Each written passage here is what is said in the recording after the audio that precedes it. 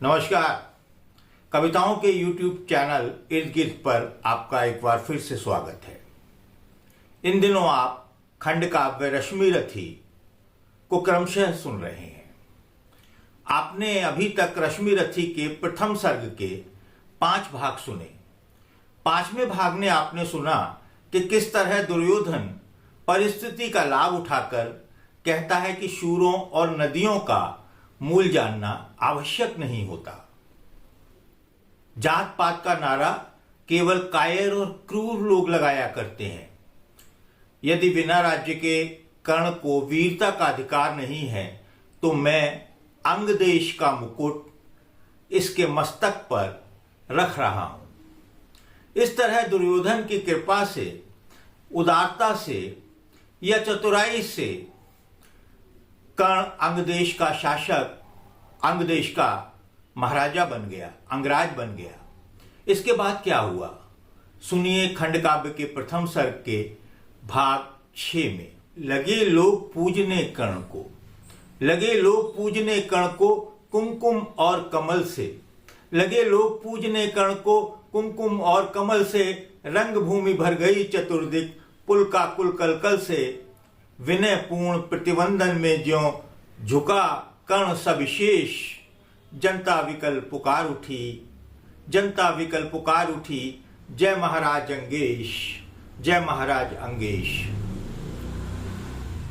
महाराज अंगेश तीर सा लगा हृदय में जाके, महाराजा अंगेश तीर सा लगा हृदय में जाके। विफल क्रोध में कहा भीम ने और नहीं कुछ पाके। है कि झाड़े पूछ आज तक रहा यही तो काज।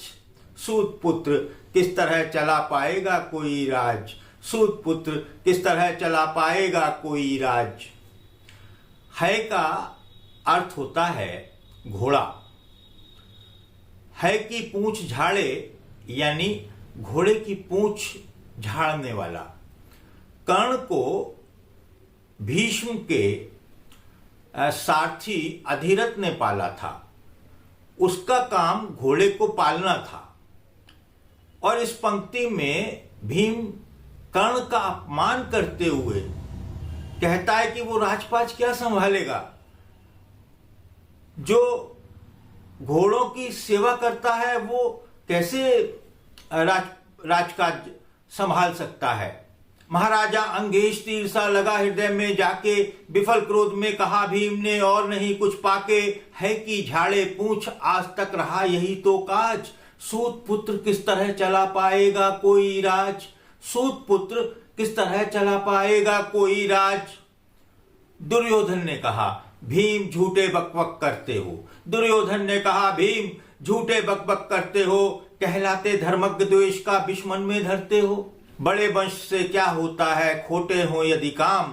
नर का गुण उज्जवल चरित्र है, नर का गुण उज्जवल चरित्र है। नहीं वंश धन धान, नहीं वंश धन धान।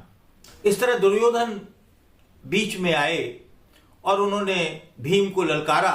सचमुच ही तो कहा कर्ण ने तुम ही कौन हो बोलो। दुर्योधन कह रहे हैं सचमुच ही तो कहा कर्ण ने तुम ही कौन हो बोलो। जन्मे थे किस तरह ज्ञात हो तो रहस्य खोलो। जन्मे थे किस तरह ज्ञात हो तो रहस्य खोलो। अपना अवगुण नहीं दिखता अजब जगत का हाल। निज आंखों से नहीं सूझता सच है अपना भाल, सच है अपना भाल। कृपाचार्य आ पड़े बीच में, कृपाचार्य आ पड़े बीच में। बोले छी ये क्या है, तुम लोगों में बच्ची नाम को भी क्या नहीं हया है। हया शर्म को कहते हैं, उर्दू का शब्द है वैसे ये। चलो चलें घर को देखो, चलो चलें घर को देखो। होने को आई शाम, थके हुए होंगे तुम सब, चाहिए तुम्हें आराम। थके हुए होंगे तुम सब, चाहिए तुम्हें आराम। रंग भूमि से चले सभी, रंग भूमि से चले सभी। पुरवासी मोद मनाते, कोई कर्ण पार्थ का कोई गुण आपस में गाते। रंग भूमि से चले सभी पुरवासी मोद मनाते।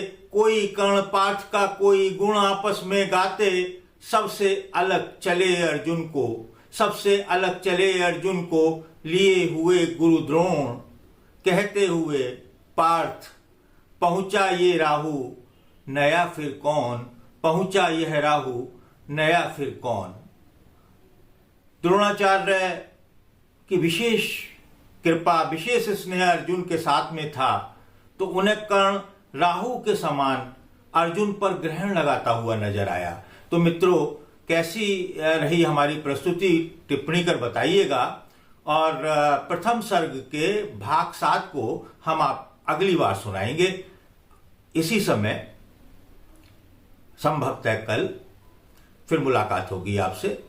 नमस्कार, जय हिंद, वंदे मातरम।